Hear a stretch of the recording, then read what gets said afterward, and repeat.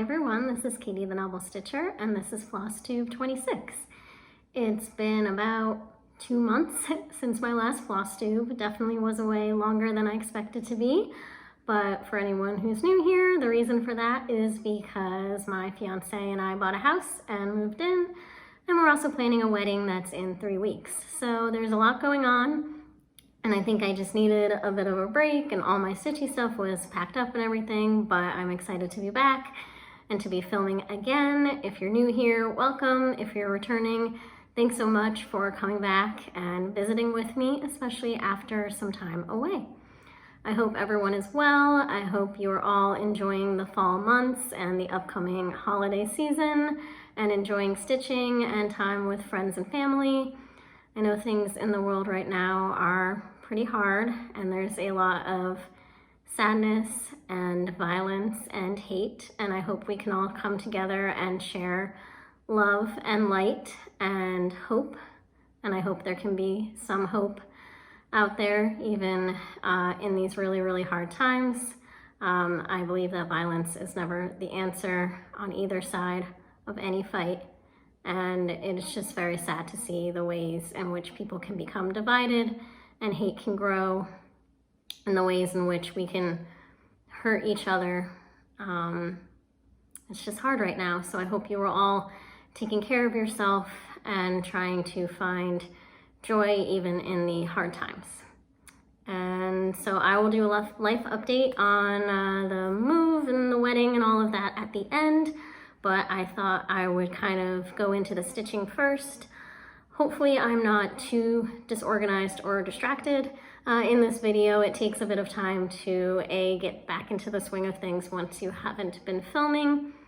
And of course I'm filming in a new environment, and my stitchy stuff was all packed away, so I had to get it all out, and still working through where I'm gonna do all my stitching and store my stitching stuff. I have a room that will probably be my office/craft room, but it's still coming together. So I am filming at our teeny tiny kitchen table. We are gonna get new furniture for the house, but we have a little kitchen table for now, and that is where I'm filming from. So you'll see my kitchen and back, and I have a lovely view of my backyard right now, which I can kind of post a picture here so you can see what my view is of my backyard. But let's get into the stitching. I'm gonna do a new start, which means I started it in the last couple weeks.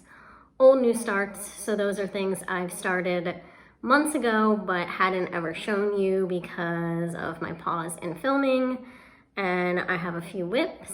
And then I went to a cross stitch retreat in Philadelphia at the end of October. So I'll do a mini retreat section. I'll show a few of the things I got, some of the stuff that people gave us, some of the things I bought. I won't go on and on about it, but if you've never been to a retreat and you want to know what the experience was like for a first timer like me, stick around for that portion. And then I don't really have any haul. I'll have a little haul in the retreat section, and plans, kind of whatever at this point, which I'll talk about in life updates. So let's dive in. First is my new start. So I started this at the very beginning of November. I'm still stitching some fall, but I'm really wanting to move into Christmas stitching. So this new start is Christmas. And this is Teresa Kogut's Santa's Young Buck. I'm very much in my Teresa Kogut era. See, it's hard when you're like words, getting back into filming, saying things properly. I'm very into Teresa Kogut right now, stitching one of her Halloween patterns, which I'll show in my whips, but I decided to start on this one. It's so cute, and I love this little reindeer. He's so sweet. And I like Teresa Kogut has little stories behind a lot of her patterns. So if I'm remembering right, I think for this one, the young buck is a little bit too young to pull Santa's sleigh, so he's a little disappointed this year that he can't pull the sleigh, so Santa's comforting him, and then his little snowman friend just wanted to see what was going on, so he was kind of eavesdropping in. So that's Santa's young buck. I do not have a board, I just realized, so we're gonna see how this goes with the fabric, and hopefully holding it up, you won't be able to see it through it too much. But I am doing this, let me take care of the cat hair. Scat is adjusting to the house. This is on a 32 count, either light taupe or platinum. I got it at Fat Quarter Shop and I took it out of the bag. So it's one of the even weaves, the light taupe or platinum. That looks okay. So this is Santa's Young Buck and pretty good progress. I think because sometimes the 32 count, I'm doing 2/2 and the bigger holes just makes for slightly faster stitching. I feel like Teresa Kogut's patterns are easy to read. Some of them, I'm sure the big samplers are more complex, but these little ones, pretty quick stitches. So that's the progress I have, and I am just using her DMC. So really cute, getting a start on that little snowman. He's so cute, and I can't wait till I get down to Santa and the little reindeer. So this one's just a sweet little pattern. I think it'll be a fun and fairly easy stitch. So that's Santa's Young Buck. And so next we're going into my old new starts. So I started these, I think all of them in September. The first one, funny enough, I can't find the pattern. I don't know what I did with it. Woes of moving, I suppose. Something's always going to go missing. I'm sure it's somewhere, but I was not as organized as I should have been with packing up all of my stitching stuff. And I think one goal is to get, I can't really afford like a handmade project bag for every project that I have, but Amazon, you can get the little plastic zip ones. So I might get a whole set of those so that each project has its own bag, because right now I'm putting projects in multiple bags or putting them in the Ziploc that the pattern came in and shoving the fabric and the floss in there, and realize now that maybe I was a little loosey-goosey with where things were and I have a pattern gone missing. So I'm gonna put an image here. It's Poinsettias and Pines by Blue Ribbon Designs, and worst comes to worst, they have the PDF on Etsy for like 10 bucks. So if I can't find it, I do want to keep stitching on this one. I will just go out and I'll just get the PDF. It's not a big deal for that one. And so I am stitching this on 36 count Steinbeck. You'll see a theme, maybe not in this video, but over the next course of the videos, that Steinbeck is one of my favorite fabrics by Needle and Flax. It's just, I think, the perfect neutral for larger pieces and for samplers, and it's just soft and beautiful. So this is where I'm at with Poinsettias and Pines. So making pretty good progress, and I really want to keep stitching on this one because I'm really enjoying it. So I might just get the PDF tonight if I can't find the pattern. And if I do find the pattern, I supported a designer with 10 extra bucks at the holidays. Not a big deal. I am not using the called for. I want to say the called for is Belle Soie by Classic Colorworks. It's a silk. And at first I was going to do it because it's not that many colors. As you can see, I think all of the colors are here. They're really expensive. They're like $6 a skein. And I just couldn't, with the move and the buying of a house and the planning of a wedding, it was just out of budget for me. So I just did my own conversion, and I use Weeks and Classic Colorworks. So I can kind of go through the colors if you are interested. It's such an easy one to convert. I mean, find 2 shades of red, 2 shades of green, a brown, a yellow, and a white. So that made it easy. So one of the greens I chose is Camouflage by Classic Colorworks. And a couple of these I had in stash, so that made it easy too. I did collards for the other green by Weeks Dye Works. For the yellow in this Poinsettias, just gold by Weeks Dye Works. Pretty simple, basic. There's gonna be some reindeer, so they're gonna be brown sugar, or for the tree stumps. I forget which color exactly corresponds to which part of the pattern, but I don't have the pattern in front of me, obviously. Bramble Bush is another brown I thought was really nice. I think this is the one I want to do the reindeer in. And then for my reds, I went with Cayenne from Weeks. Just a very Christmassy red, in my opinion, really pretty variegation in that one. Not that there's not a ton of like thick stitching where you would even need variegation. I think you could easily convert this into DMC. And then bandana, but I just chose to do the Classic Colorworks and Weeks just to fancy it up a little since I wasn't doing the silks. And then for white, just to get a really nice bright white, I just did B5200. So I think I said this was 36 count, but again, 36 count Steinbeck by Needle and Flax, 1/2, using that conversion. And if I have a few patterns here that I just chose my own colors for. I'm not gonna put it in the description today or in the next couple days of uploading this, just for timing's sake. But if I talk too fast, or for some of them there's just too many colors for me to go through the whole thing, if you do want my conversion, just reach out, email me, leave me a comment. I'm a novel_stitcher on Instagram. Feel free to reach out to me there, any place, and I'm happy to give you any of my conversions, because the next one is a full conversion as well. And so the next one is another, and I think I forgot to say, did I say that Poinsettia and Pines is part of the Back to School Sal that started in September, hosted by Lauren, the New Hampshire stitcher, and it just stitched a huge project. And so that was the one I chose. Catching up on the Flosstube. I'm probably behind on some stitch-alongs or progress on stitch-alongs. I just, like the past week or so, finally had my stitchy spots set up and felt organized enough to like get back to watching Flosstube. So feeling in a better spot with all of this, but yeah, might be a little behind on any trends or sals. And so the next one was a sal started by Cross Stitch Kate. I don't remember what Caitlin called it. It's the Pink Sparrow sampler, so it might just be Pink Sparrow Sampler Sal or something like that. But I had seen this one by Brenda Gervais, right? It doesn't say, but I'm pretty sure it is. I feel dumb. I'm pretty sure it is. Anyway, it's very pretty, and I like the colors. Now, I'm not sure I'm gonna stitch the dogs, but everything else I'll stitch. I might just stitch a couple extra flowers there. Dogs are great. I've never had a dog. I have a cat now. I guess I'm more of a cat person. Not that I have anything against dogs. They're adorable. I love looking at them, but I can't like say I'm not a dog person, because I feel like you'd get in trouble by saying you're not a dog person these days.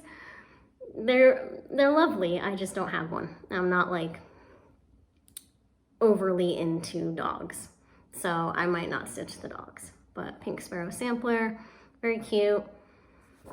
Now this one is charted in Gentle Arts and Weeks. And so again, just for money's sake and just ordering stuff and having things come in and all of that, I decided to convert this one to DMC all by myself. And so I am not going to go through every color, and my plan for the new year, my biggest goal is to get myself all organized with storing of, especially now that we're in the house, storing of all my stitchy stuff, storing of my projects in separate bags each, and storing of my floss. So I have some on bobbins and most just on its own. But these are some of the colors I chose. They're probably a little bit more vibrant than what you'd get with the fancy floss, but I think they will make for a very pretty stitch. So again, I have it all written down. I just do this. You can even maybe screenshot this if it's legible. But I put the symbol, and then I put next to it the DMC. And then I just keep this in the project bag. Also took a picture of it with my phone, because as I've stated, I sometimes lose things. So I have this stored somewhere, because if I lost this piece of paper, I'd be like, ooh, what colors was I using again? And then this one, I am stitching on a 40 count Winter White by Seraphim. And I really just have the teeniest bit of progress on this. I really didn't spend much time stitching on this yet before the move. And it's very springy to me, so this will definitely be a lovely one to bring out when in the winter, maybe even when we're hoping for warm spring days. So just a very soft neutral with the Winter White, 40 count, 1/2. Using my DMC conversion, which I think so far is looking very lovely. Hopefully I'm not going too fast. So I'll get back into the swing of things and be a little bit more organized going forward, but I think I'm doing okay. Ooh, yep, I'm doing I just said I think I'm doing okay, and then I forgot to write something down. Okay, now I remember. I had the wrong fabric for this next pattern, and I couldn't remember what fabric it was, and then I figured it out, but I didn't write it down. Okay, so the next one is Fracture Flowers by Kathy Barrick. This came out not too long ago, or did it come out during market? No, it's not that old of a pattern. And I did this as my birthday start. So my birthday was in September. I think this is beautiful. I love the pinks and the reds and these teal colors. That's like one of my favorite colors. And just thought it was really cute. I think this will be really pretty hanging in one of the rooms in our house if I ever finish anything, which has not happened in a while. So this one, the fabric that I could not remember, is Paper Bark by Fox and Rabbit. It is also 40 count, so it is also 1/2, and I'm just using Kathy Barrick's Called For DMC. So this is my progress so far. So just a little bit of that border, which is, there. I know there's a color missing. That's because there's a stitch right there missing, but that's because this goes down. The border is cool. It's a lot of counting, so it's gonna be finicky. I should probably do like 10, every 10 stitch, do like a half stitch or something, and then to make it easier to count or something. I'll have to see how to do that, but it's pretty long and it's all just these straight lines. So it's just gonna take, especially on 40 count with the little stitches, it's gonna take some counting to make sure I do it the right length, but I think it's gonna be really pretty. So that is Fracture Flowers. So those are all my new start, and then my new starts, which those 3 old new starts were all September, and probably mostly only worked on in September, which is why they don't have like a ton of progress. So now we'll go into whips. This first whip is probably what I've made the most progress on since I last filmed, and that's because I brought it to the retreat with me. So this is Whimsy Witch's Angry House by Teresa Kogan. She is super sweet. It was so fun to bring this to the retreat and stitch on it. And everybody would come by and they would be like, oh, she's so cute. I love her. Now I want to stitch her. Because I'll show Alex, my fiance, my stitches. And he's like, oh, that's nice. And that's like kind of it. Like he appreciates it and he thinks it's nice. But like he has no other comment than, oh, that's nice. Very cute. But, you know, when you're with a room of stitchers, they're like, oh, like, what fabric is that? What are you using? Oh, I want to stitch that. There's like more of a conversation and probably more of an appreciation for what you're doing. So this one's so cute. I don't know if I'll keep working on her this year because I'm not in a Halloween mood anymore, but I'm so close, or at least decently, well, yeah, I'm pretty close to finishing it. So I should finish her early next year because she's too cute. So she's being stitched on 36 count Cappuccino by Fiber on a Whim. I'm gonna get a little bit of a see-through. I don't think it's too bad. I think this is okay lighting because I've got big windows in front of me, so this is probably a good place to film. So that is her. I am using DMC. I'm doing 1/2, except for her dress was Weeks Gray, and it was just gray. And I thought that was a little boring for a witch's dress, especially a child. So I went with Argyle Socks by Classic Colorworks, which is a nice blend of like gray and purple. And I think it's coming along really cute, and the house is in the same color. So isn't she so cute? I like her face, and a little moon, and a house, and there's the cat. So I'm really enjoying this one. It's just it's gonna be so cute finished too. I'll have to see if I want to frame it or do like a fancy finish. I might frame her because then I can, you know, put glass in the frame and keep her more protected because she's really special, especially working on her at the first cross stitch retreat I've ever gone to. So I want to make sure she stays in good condition. And as you can see, like I'm almost done with the pumpkin there, and I've got like the top half of the cat done. So I really just have to finish the pumpkin, finish her dress down here, and finish the rest of the cat and his tail. And maybe one more, there's one more star up here by the moon that I have to do. So she's like really close. So I think I'll make her a mini focus piece early in the new year. maybe make her my first finish of the new year. I just struggle with stitching holidays immediately after the holiday is over. Like, you know, it's a little weird to stitch Halloween in like mid-November to me, but like January is just winter. There's no like holiday or pure seasonality in my mind there. So I think I will get back to her in the new year. And then the other one I stitched at the retreat just to have a second pattern to work on, switch it up a little bit, even though if I had focused just on her, I might have been able to finish her, but I just felt like I wasn't sure I would be able to finish it, and I didn't want to rush and then like miscount or make mistakes. So Autumn is the Second Spring was the other one I brought with me.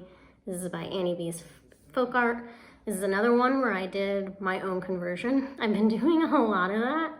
Mostly again for cost savings. This uses Gentle Arts and Weeks, and while those kinds of floss aren't that expensive, it adds up. I mean, you have 1, 2, 3, 4,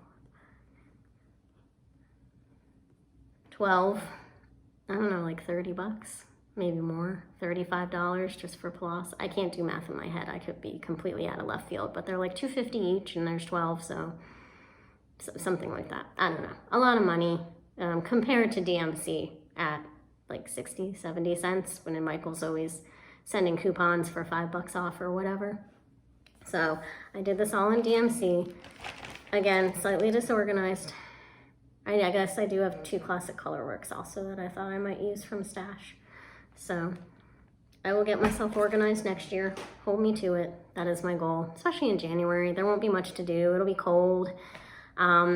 Alex is a tax accountant, so starting in February, he will be working some weekends and late into the night. And so, while it's, you know, sad that he has to work so hard, and I feel bad for the long hours he has to keep, and for, you know, he makes time for me. He certainly does, but it's not as much time as if it weren't tax season, but leaves time for me to focus on my stitching.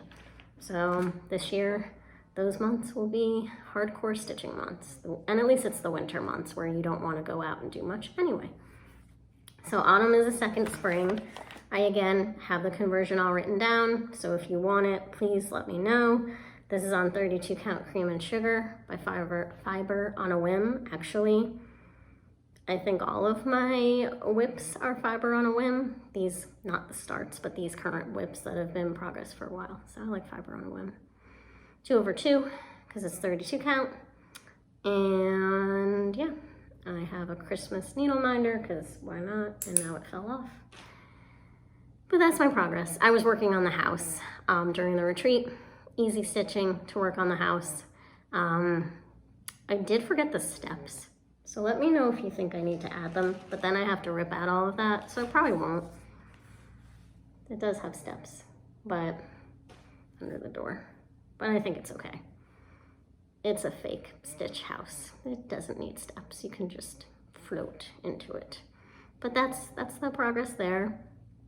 And then if you're curious, for the color of the house, I didn't find a DMC that I thought, and if you see me looking out the window, we have deer friends who hang out in our backyard and they're playing right now. It's really cute. I like deer except when they hit your car, because Alex did hit a deer the other day. He's fine. Just a little dent in the car. It was not around our house, it was near work. But the deer are cool to watch and kind of beautiful and unfortunately very stupid. And accidents around here happen a lot because of them. But anyway, for the house, I couldn't find a DMC color that I really liked. So what I decided to do was a blend, which is kind of fun. So most of you know what a blend is, but if you don't, you can only do it with 32 count or, well, 2 strands. You need 2 strands, and it's 1 strand of one DMC and 1 strand of another. And so I used 414 and 926. It's like a purpley gray and like a bluish, and I like the color. I think it's pretty similar to, well, it's a little darker, but it's similar. It's actually, yeah, should be pretty similar to what the pattern has. And I thought that was just pretty. So that is Autumn is a Second Spring. So this one's really fun. And I'll keep working on that through November because it's just fall themed, which works for November. And then the last whip which I'm not entirely sure I even made progress on since I saw you last, but I figured I'd share it anyway because I did a sal for this and then I just ran away and moved and didn't communicate with you at all who were participating in the sal. So I'm sure I saw, excuse me.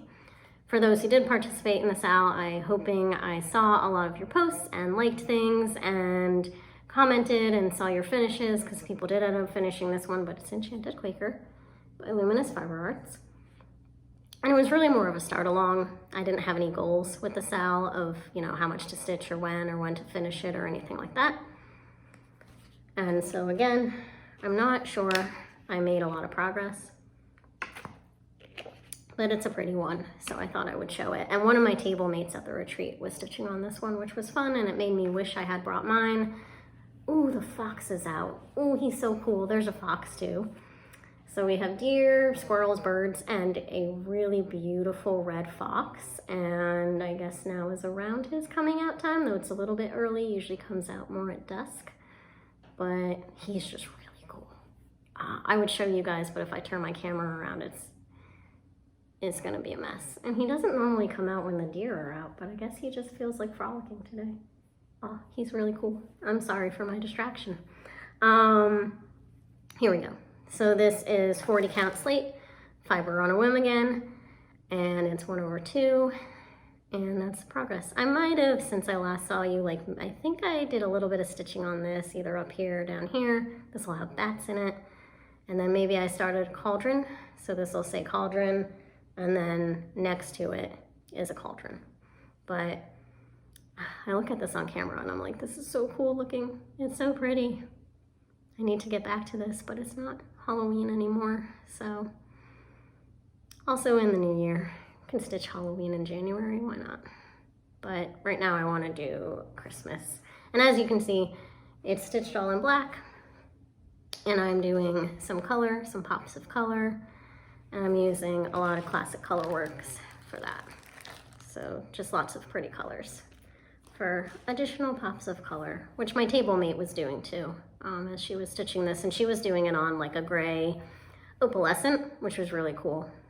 So that is Enchanted Quaker, and that is all of my stitching that I've done since I saw you last. So I mean, it's a decent amount, all things considered, but yeah, I feel like I'm a little disorganized, but we'll get there. We'll get back into the swing of things.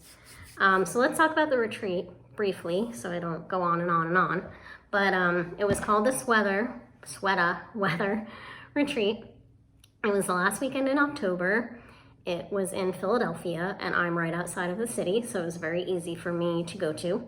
So that I was very lucky in that regard. And it was put on by Colleen of Rebel Stitcher Designs. So Colleen is a designer and a stitcher, and she's local to the area as well. And it was just really well done. She did a great job. It was the first one I've been to, but to me and to the others I talked to, it seemed like it was just very low key and very relaxing, which I think everybody really appreciated. It was just kind of, there were a few little activities interspersed during the time. It was Friday to Sunday. So it started around noon on Friday and then went through the afternoon on Sunday. Saturday was pajama day. Saturday night there was a raffle. Colleen has a pug, a cute little dog, Albus, and so they brought Albus in, and you could pet him and take pictures with him, and then they got some donations to donate to a local animal shelter, which is a wonderful cause. So they had that going on, and then mostly it was just stitching. So I was nervous, of course, at first. Alex drove me to the train station, and on the train on the way in, I was like, I didn't know anyone who was going, and I was like, oh, where am I gonna sit? Am I gonna find people to sit with? Like, am I gonna find a nice table? Like, it was gonna be awkward. And so I, got to the hotel, and I went up and registered and walked in and saw a table where there were a couple empty seats, and there were some women maybe closer to my age, so I thought that would be good. So I sat down, and they were wonderful. So there was Karen and Lindsay and Shelly and Colleen and Thomasina, and so that was our table. And we just had such a fun time. We talked, we shared our stitching. It doesn't matter your age or where you're from or what you do or anything like that. I think when it comes to sitting at a table with stitchers, you all have that one thing in common, which is loving to stitch. And even if you stitch on different fabrics or different kinds of patterns, or you're a big fancy floss, or you prefer DMC, or you're linen or Aida, it doesn't matter, because stitching is stitching, and it's all something we love to talk about. And so I think that if you're nervous about going to a retreat and meeting people and where to sit and you don't know anyone, the whole point of retreats is to kind of to meet and talk with other stitchers. I'm sure that's why everyone would want to go to one. And so that's everyone's goal. So you're all coming in with the same goal and the same interest and the same love. And so no matter what, there's really no chance that you're not going to have a great time, and you're not going to meet people, and you're not going to sit at a table with people who are just as passionate, you know, as you are. So I would not be nervous at all. It was a wonderful time, so much stitching, which I'm not used to sitting and stitching for that long. So I did have to get up and take some breaks. Luckily it was beautiful weather in Philly, so there were a couple times where I went just for a walk in the sunshine. Some of the other girls seemed good with just staying at the table, and I was like, ooh, this is a little bit too much sitting for like what I can handle in like a conference room under like the lights. But other than that, it was great. I didn't bring a light because I had literally just moved 2 weeks ago, so I like wasn't even sure what to bring until the night before. I was like, I have to pack, I have to pick my patterns, I have to make sure I have everything, like scissors and needles and all of that stuff. And so a light was just like the last thing I even thought of until I got there and saw like almost everyone else had one, like a, you know, an aught light or a little clip light or just something at your station. For the most part, it was fine during the day. Again, really nice weather.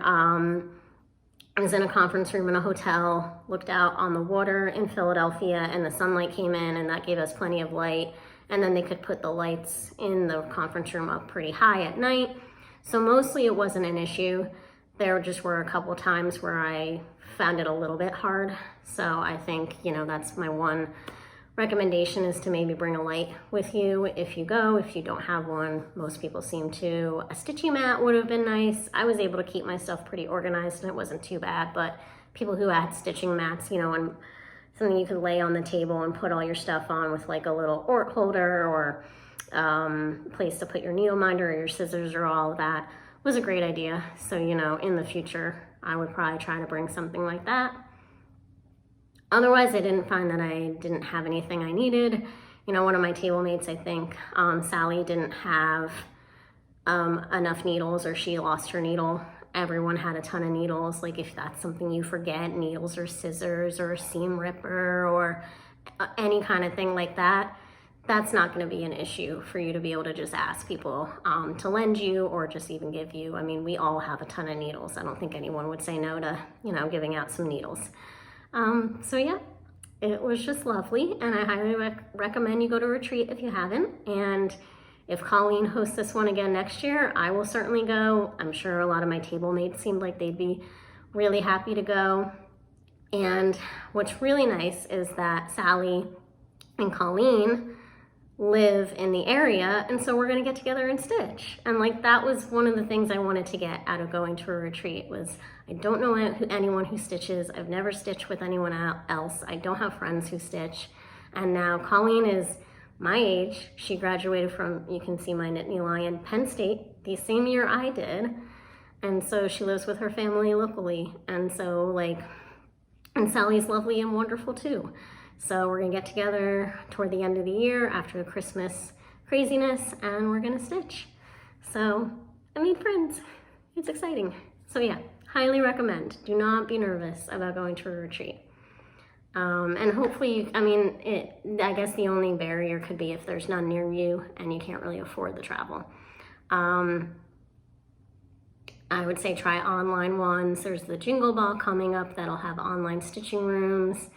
If you have an LNS near you, do that. Facebook, join Facebook groups and just reach out and say, does anyone live in X town? And I'm sure you could find people you could get together with. So it's lovely.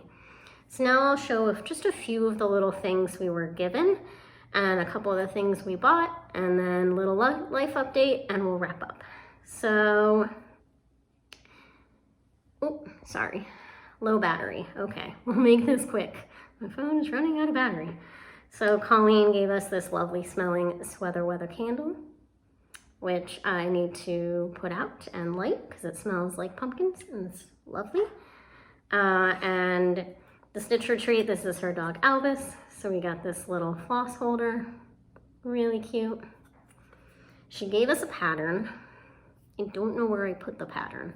It's somewhere in the mess. Actually, it's not that messy. We're mostly unpacked. Like I don't let boxes hang around or anything like that, but that's the one thing that might have gone missing somewhere, but it's in the house. I just don't know where. But she gave us a pattern and she gave us this lovely little wood box. And so you stitch the pattern. It's a little Halloween pattern. And then you put it in here. And then you have your little box. Like, this is so cute. And actually during the retreat, I just used this to put some of my stuff in, like my scissors and different things. I just used it as a little box. Words, Katie. And this is the floss that I got for the pattern. It's just a monochromatic. This is Devil Nose by Forbidden Fiber Co. So a cool, like, purpley, blue, black. And that's what Colleen gave us. And then there's more that was handed out to me during the retreat than I have here, but I just grabbed a few of the things. But people are so kind. Like, the stitching community is so kind. And so one of the ladies came around and gave us this little wand that you use to get your little fuzzies off your stitching. So she had made those and passed those out to everybody. Another lady has a big button collection, so she brought around some buttons.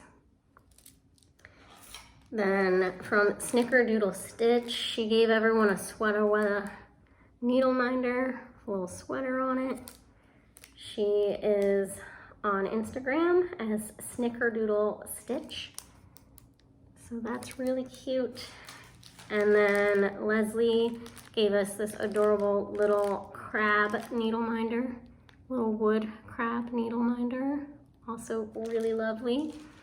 And then another lovely lady, Jenny, of Patchwork and Poppies, which she has a website, Patchwork and Poppies.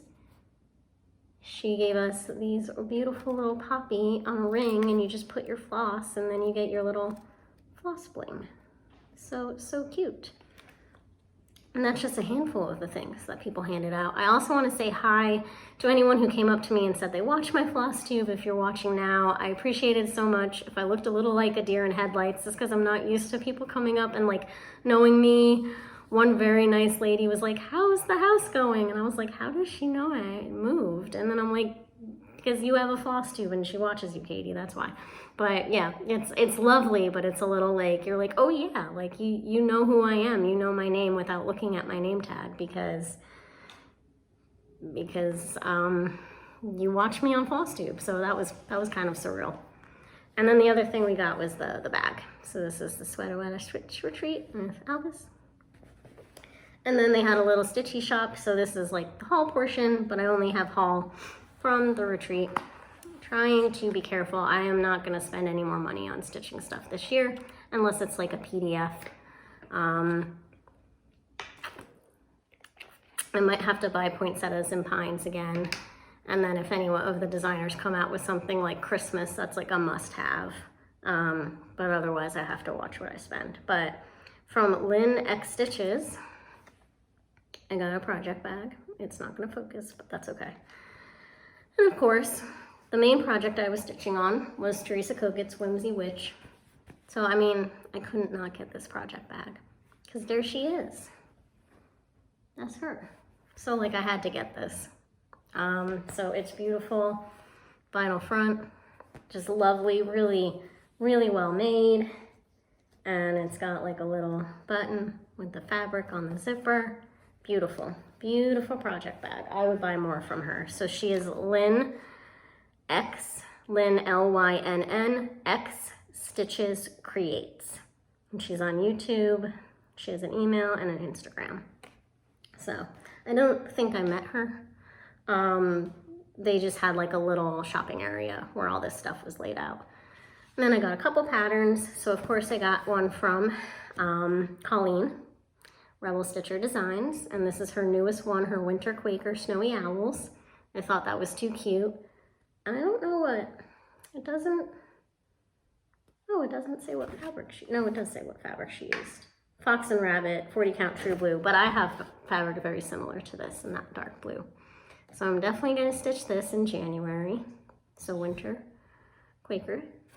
And then I got, since we moved into our house and I thought this was really cute and I liked the quote, and then I realized the house on this is actually keepsakes, but this is the Lebanon House Sampler by Rosewood Manor.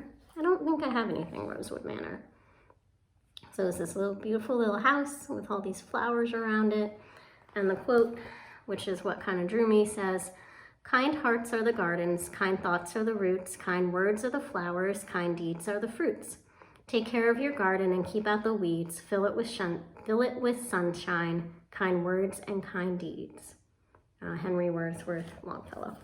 So stitch that at some point because I thought that was really pretty. And then they had a little table where you could kind of bring in patterns you didn't want anymore. Freebie table. I brought a few things in and I picked up Shamrock Row. So that was from the freebie table for St. Patrick's Day. Bent Creek. Super cute. And then of course you got to get fabric because that's one of the things that's hard to buy. And they had Extra Designs fabrics, which I wanted to try out, but it's a little bit more pricey. But when at a retreat, spend what you want. So this was, I got a 40 count, My Little Dove. So kind of like a purplish gray, really pretty. I think there's just so much you could stitch on this that would look gorgeous. So I got a nice big chunk of that.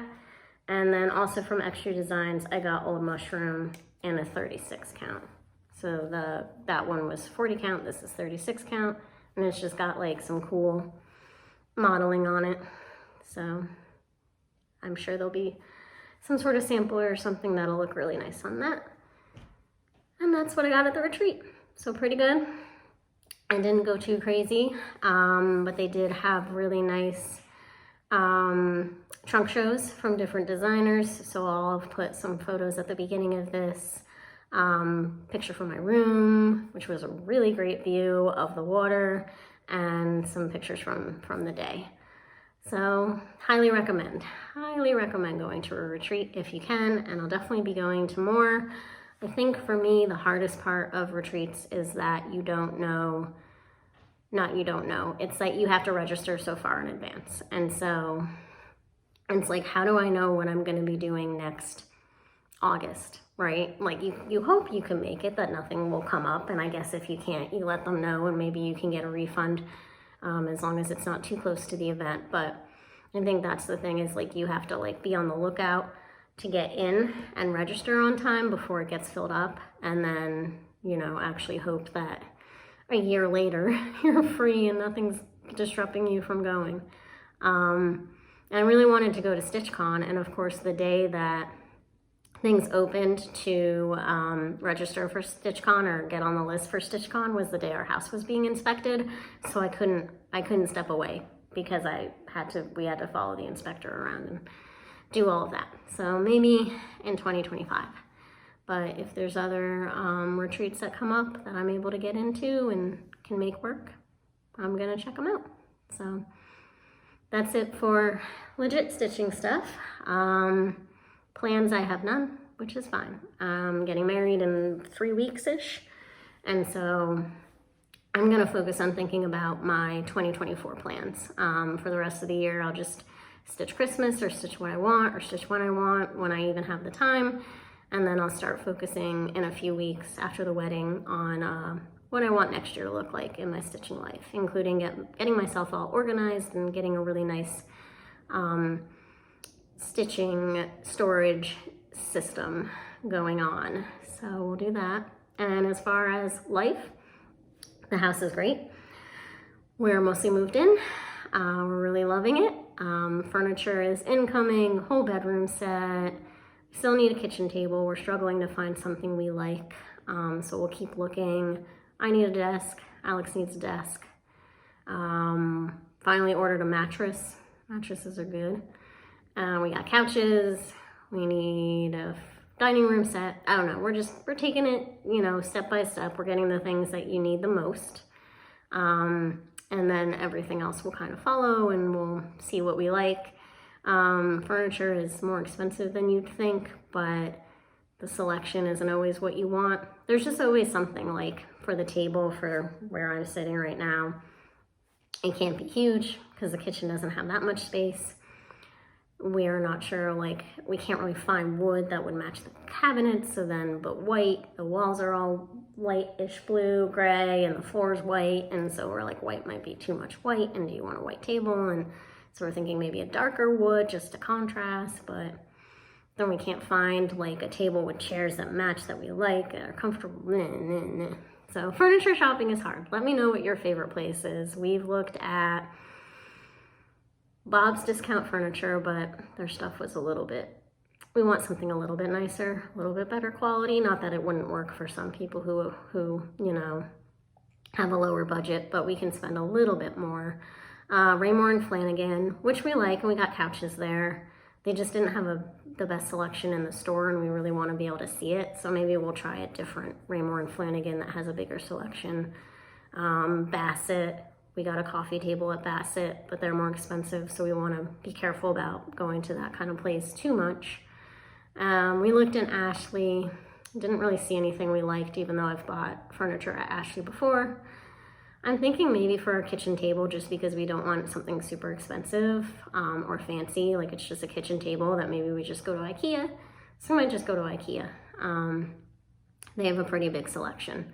Alex said he's useless at putting furniture together, but I can figure it out. I'm pretty handy. I'm not strong, but I can direct him, and then he can use his strength to put it together. So we'll see.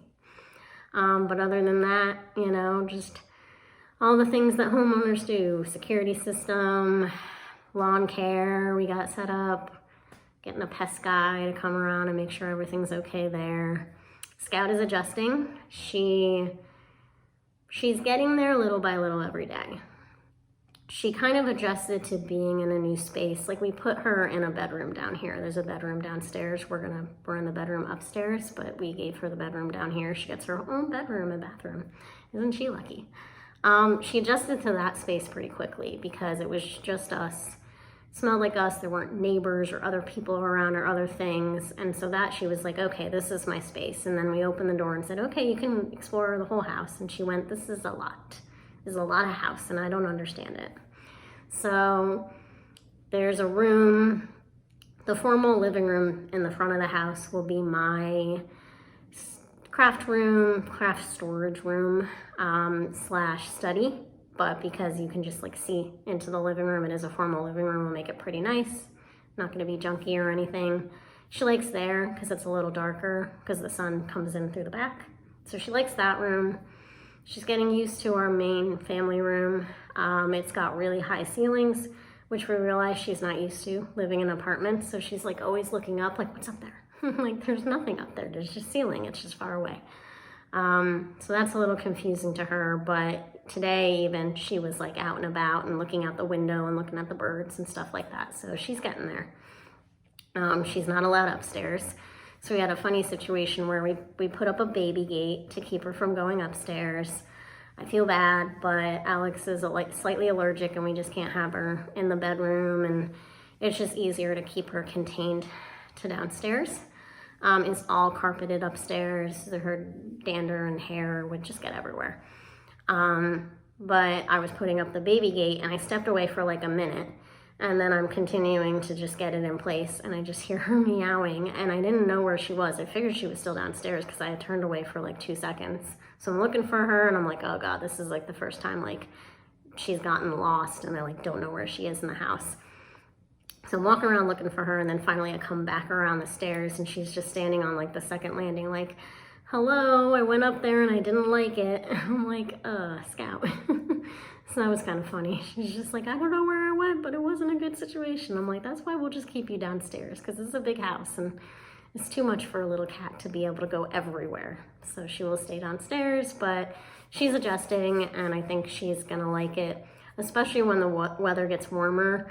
Right now she can look out the sliding glass door, but I think she gets too cold to sit there for too long. So when the weather's warm and we can like fully open it up and she can just hear all the birds and look out and feel the sunshine, I think she'll be very happy. So that's about the house. And then the wedding, we're like 90% there. It's December 2nd. Everything is pretty much together. We were worried about my dress. My dress finally came in and I had my first fitting and there's no issues. And I had my second fitting on Thursday. All they had to do was cut off a lot of the bottom because I'm very short and add a bustle. So easy enough alterations. We did buy it to fit me exactly because I'm so small. We just felt like there would have been so many needed alterations to it to buy it that the pricing, it just made sense to make it custom for me because I'm a very tiny person. I'm 4'10", if you don't know, so I'm not even 5 feet. I'm very short.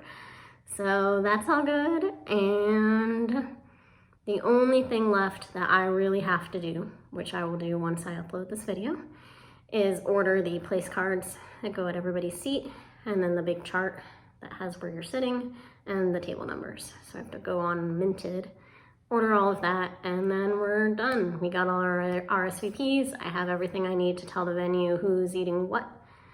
And Alex and I just figured out the tables, which wasn't too difficult. There wasn't any issue of like who sits with who. That was pretty easy, no drama there. It's just where each table will be located.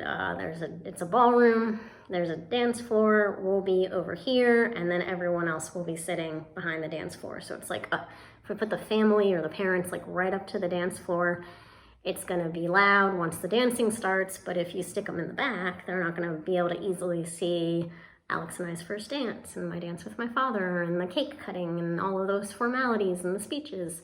So I think we got it organized. Family up front, and then once the dancing starts, they can sit wherever they want, so they can just shift back if it's too loud and they don't want to be near the dance floor and they want to be back and the desserts are in the back, and they could just sit back there and get their cake and their coffee and hang out. So I think it'll all work out, and all I ask of you is send some little prayers, many more bigger prayers needed these days, some little prayers for nice weather on December 2nd. It can be cold, just no rain and no snow. Doubt there will be snow, but just in case. And I think that's all I have. So thanks for sticking around. Thanks for coming back and checking me out. I will be more and more organized as time goes on and I get back into the flow of filming. I probably will not film again before the wedding. Just gonna not have that pressure on me to need to do anything planned for stitching or for this channel.